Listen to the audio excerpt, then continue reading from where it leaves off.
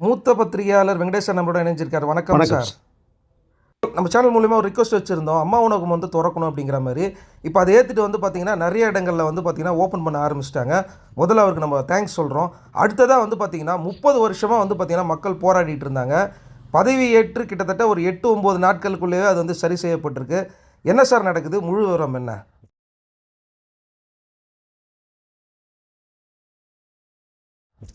First நம்மளுடைய தமிழக முதலமைச்சர் விஜய் அவர்களுக்கு மிகப்பெரிய ஒரு நன்றியும் மகிழ்ச்சியும் நாம் வந்து நம்மளுடைய சேனல் பப்ளிக் சேனல் மூலமாக தெரிவிச்சுக்கலாம்னு நினைக்கிறேன். நிறைய கோரிக்கைகளை நம்ம வச்சோம். இது கொஞ்சம் செய்தால் சிறப்பாக இருக்கும் சார். முக்கியமான சில விஷயங்களை நம்ம சொன்னோம்.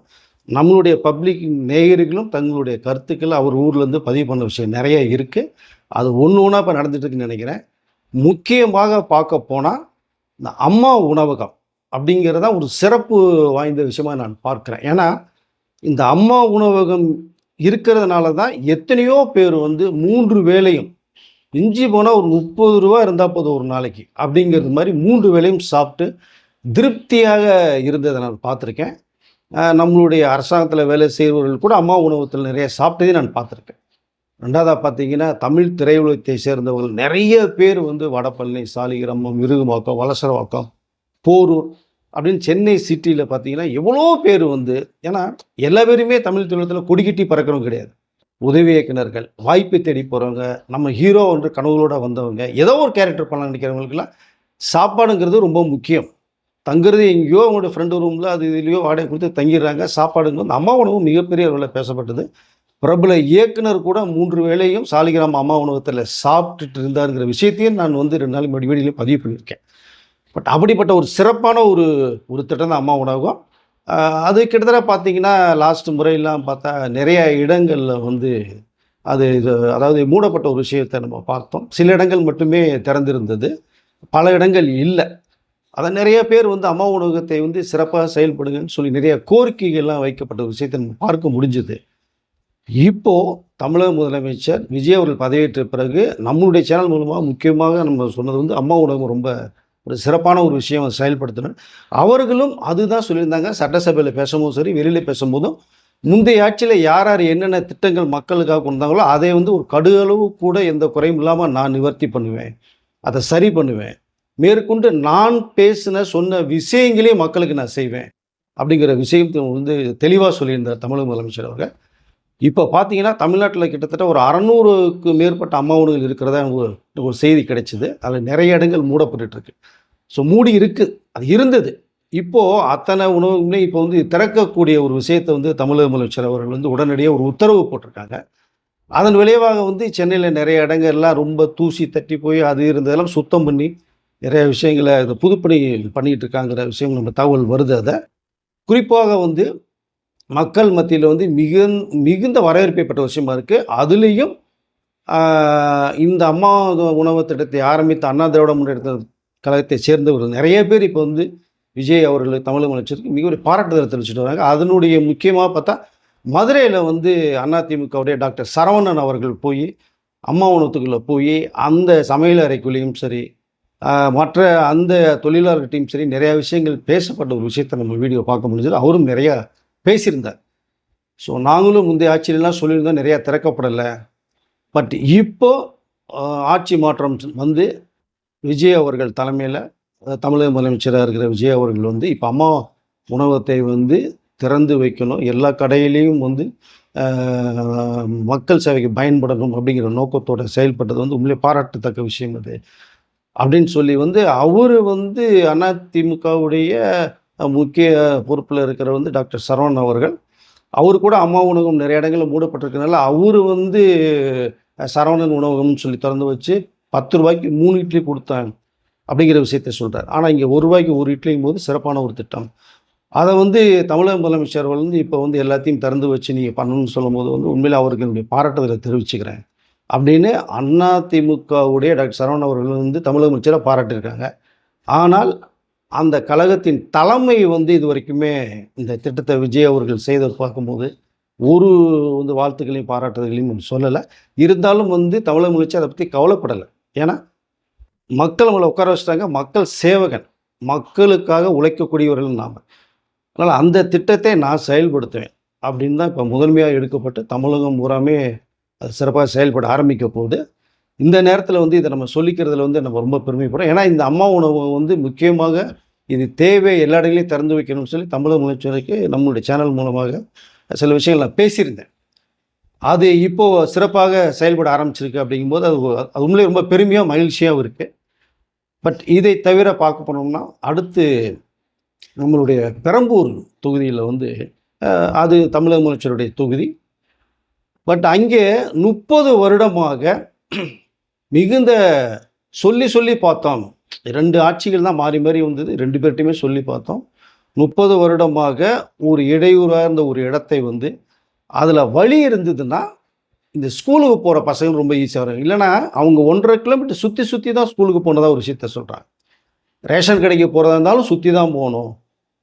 ஸோ அப்படிங்கும்போது வந்து அது வந்து யாருடைய இடம் அது அப்படிங்கிறதையும் தெளிவாக படுத்திருக்காங்க. பெரம்பூர் தொகுதி மக்கள் வந்து பேசியிருக்காங்க.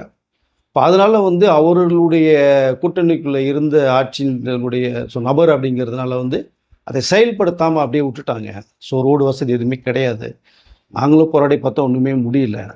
இந்த செய்தி வந்து தமிழக முதலமைச்சருடைய கவனத்துக்கு போன உடனே உடனடியாக இம்மிடியட்டாக அந்த இடத்தை வந்து பாதை அமைச்சு தரணும்.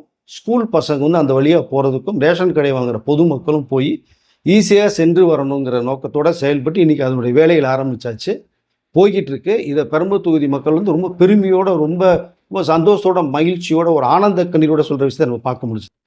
நாங்கள் 30 வருடமாக போராடி பார்த்தோம். ஸோ இதுக்கு ஒரு முடிவே கிடைக்கல. ஆனால் இப்போ வந்து ஒரு 8-9 நாளுக்குள்ளேயே தமிழக முதலமைச்சர் விஜய் அவர்கள் வந்து உடனடியாக செயல்படுத்த ஆரம்பிச்சிருக்காங்க போது இது உண்மையிலே என்ன சொல்லவே தெரியல எங்களுக்கு. பட் அவருக்கு எங்களுக்கு கோடான கோடி நன்றிகள், கோடான கோடி நமஸ்காரங்கள் அப்படின்னு பெரம்பூர் மக்கள் அத்தனை பேருமே வாழ்த்துக்களை வந்து சொல்லியிருக்காங்க. அதில் 91 வயது முதியவர் ஒருத்தர் வந்து பேசுகிறாரு. கிட்டத்தட்ட 50 வருடமாக அதான் அந்த இடத்துல இருக்காராம். அந்த ஊர் தலைவராகவும் இருக்கிற மாதிரி சொல்கிறாரு. நானும் எவ்வளவோ முயற்சி பண்ணி பார்த்தேன், பேசி பார்த்தேன், நடக்கவே இல்லைங்க இது.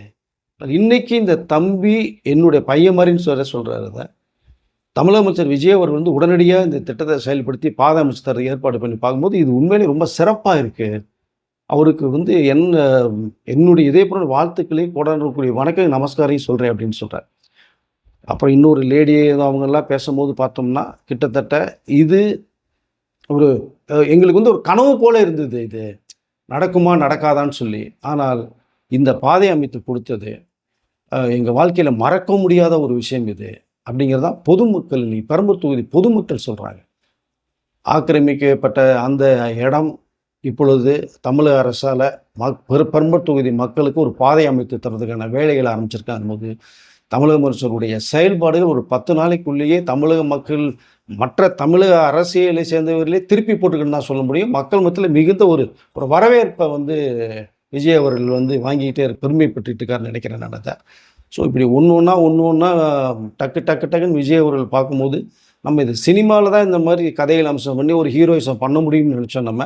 பட் நிஜத்தில் விஜய் அவர்கள் வந்து தமிழமைச்சர் சேர்ந்து உண்மையிலே பெருமைக்குரியதாக இருக்குது.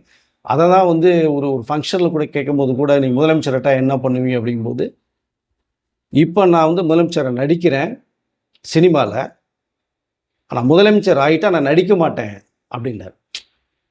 ஸோ இதுதான் இப்போ நம்ம கண்ணு முன்னாடி தெரியுது. மக்கள் மனசில் போய் நிரந்தரமாக அந்த இடத்த மனசுக்குள்ளே உட்காந்துட்டார் அப்படிங்கிறத நம்ம சொல்ல முடியும். பட் அசைக்க முடியாத ஒரு தமிழகத்தின் முதலமைச்சராக வந்து அந்த நாற்காலியில் உட்காந்துருக்காங்க. உண்மையிலேயே அவர் சொன்ன விஷயங்களை வந்து துரிதப்படுத்திக்கிட்டு இருக்கார் ஒன்றா. இப்போ இதில் என்ன எனக்கு தோணுது அப்படின்னா, வெற்றி பெற்றுட்டோங்கிறதுனால கண்ணை மூடிட்டு ஆட்டம் போடாதீங்க, உங்கள் மனசில் ஏதாவது இருந்தால் இப்போ டெலீட் பண்ணிடுங்க அப்படிங்கிற விஷயத்தை தான் ஆட்சி பதவியேற்றும் போது சொன்னார். அதுதான் இப்பொழுது வந்து அந்த இடம் யாரோட இடம், இப்போது யாரோட அவர் ஆதரவில் இருக்காங்க அப்படிங்கிற ஒரு விஷயம் பார்க்கும்போது, யாராக இருந்தாலும் மக்களுக்கு இடையூறாக இருந்தால் சட்டம் பாயும், அதை சரி செய்வேன் அப்படின்னு சொல்கிறது தான் இந்த இடத்தினுடைய அந்த ஆக்ஷன் அவர் எடுத்ததை அதை பார்க்க முடியுது நமக்கு அதை. ஸோ உண்மையிலேயே பெருமைக்குரிய விஷயம். இன்னும் இது மாதிரி தமிழ்நாட்டில் நிறைய இடங்கள் இருக்குது.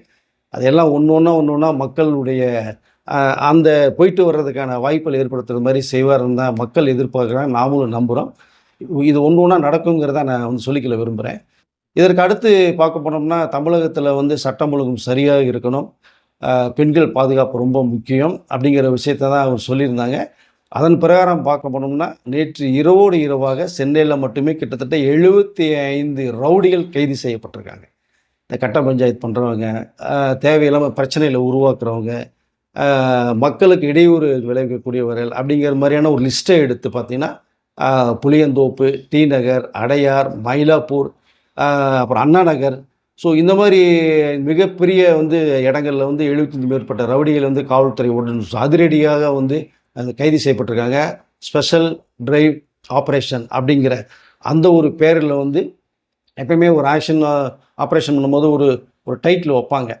ஸோ அதை ஸ்பெஷல் டிரைவ் ஆப்பரேஷனுங்கிற பேரை வச்சு அதில் உடனடியாக நடவடிக்கை எடுக்கப்பட்ட பார்க்கும்போது பார்த்தோம்னா, இப்போ சென்னையும் வந்து ஒரு மக்கள் எனி டைம் வந்து வெளியில் போயிட்டு வரக்கூடிய அந்த வசதியில் வரும் தான் நான் நினைக்கிறேன். பயம்ங்கிறது இனிமேல் தமிழ்நாட்டிலையும் தமிழ்நாட்டு மக்களுக்கும் இருக்கக்கூடாதுங்கிறது தான் தமிழக அமைச்சரோட எண்ணமாக தெரியுது. ஏன்னா அந்த போதைப்பொருள் ஒழியணும், அந்த ரவுடிசம் ஒழியணும், எல்லோரும் நிம்மதியாக சந்தோஷமாக வாழணும் அப்படிங்கிறது தான் அவருடைய எண்ணம். ஸோ இந்த ரவுடிசம் பண்ணிட்டு இருக்கவங்க கூட வந்து ஒரு திருந்தி வாழ்க்கை வாழ்ந்து சிறப்பாக இருக்கணுங்கிறது தான் அவருடைய எண்ணமும். அதன் நோக்கத்தில் தான் இந்த அதிரடி வந்து ஆக்ஷன் வந்து எடுக்கப்பட்டு இருக்குன்னு நான் நினைக்கிறேன். இது அது ஆரம்பத்தில் போகும்போது கொஞ்சம் எல்லாருக்கும் சிரமமாக தெரியும் பாதிக்கப்பட்டவர்களுக்கு. அது அவர் சரியானதுக்கு பிறகு வந்து இப்போ நம்ம வாழ்க்கையில் வந்து தமிழக முதலமைச்சர் வந்து ஒரு பிரகாசமான விளக்கேற்றி வச்சுருக்காரு அப்படிங்கிறத சொல்லிக்க முடியும். ஏனால் இவர்களும் வந்து ஒரு குடும்பம் இருக்கும். இப்போ குடும்பத்தில் இருக்க மனைவி இருப்பாங்க, பசங்க இருப்பாங்க, அவங்க வீட்டில் சொல்லி பார்ப்பாங்க. திருந்தாமல் இருக்கும்போது இப்படி ஒரு ஆக்சிடென்ட் திருந்தி வரும்போது அவர் குடும்பம் ரொம்ப சிறப்பாக செழிக்குன்னு தான் சொல்லிக்க விரும்புகிறேன். இதே தான் அம்மா உணவகத்தில் கூட நான் ஒரு விஷயத்த சொல்ல மறந்துட்டேன். அங்கே மக்கள் எவ்வளோ சிறப்பாக சாப்பிட்டு 3 வேளை போகிறாங்க ஒரு விஷயத்த ஒன்று அது இருந்தால் கூட அதில் வேலை செய்யக்கூடிய தொழிலாளர்கள் பெண்மணிகள் இருக்காங்க இல்லையா, பெண்கள், அவர்களுக்கு எவ்வளோ வந்து வேலை வாய்ப்புகள் வரும்.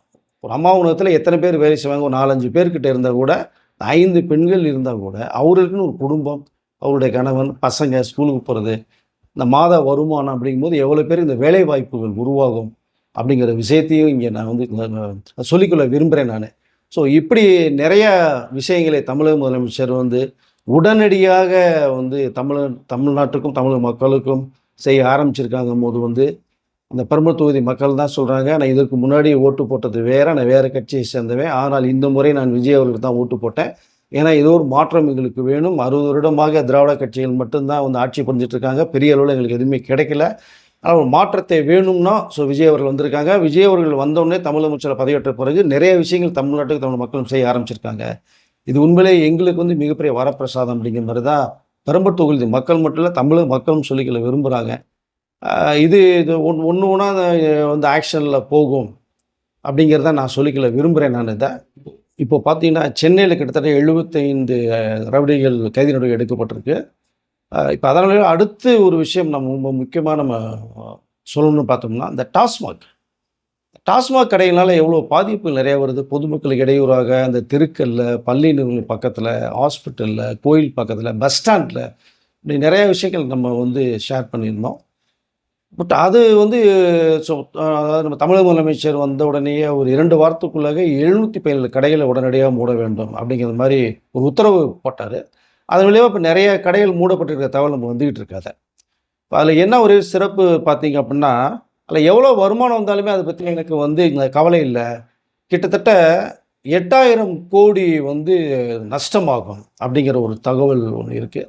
அதை பற்றி எனக்கு கவலை இல்லை. மக்களுடைய உயிரும் மக்களுடைய குடும்பம் நலன் தான் எனக்கு ரொம்ப முக்கியம் அப்படிங்கிறதா தமிழக முதலமைச்சர் சொன்ன ஒரு தகவலை நம்ம ஏற்கனவே பதிவு பண்ணியிருக்கோம். அதில் என்ன வருமானம் வருது அப்படிங்கிற ஒரு விஷயத்தை நம்ம லேசாக சொல்லலாம்னு நினைக்கிறேன். இப்போ டாஸ்மாகில் வந்து மதுபான வரின்னு சொல்லி டேக்ஸ் அண்ட் எக்ஸைஸ் டியூட்டின்னு ஆண்டுக்கு வருமானம் வந்து 39,478 கோடி, 11.9% வருமானம் வருது.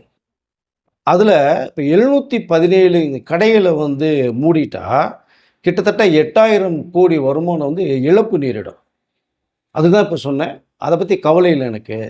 ஏன்னா அந்த 8000 கோடி வருமானத்திற்கு, அதாவது இழப்புக்கு பதிலாக கிட்டத்தட்ட 10 மடங்கு அதிகம் உள்ள வருமானங்கள் தொழில்துறை நான் உள்ளே கொண்டு வர போகிறேன் அப்படின்னா வெளிநாட்டு முதலீட்டாளர்கள் நிறைய விஷயங்கள் பேசப்பட்ட தகவல் நம்ம சொல்லியிருக்கோம்.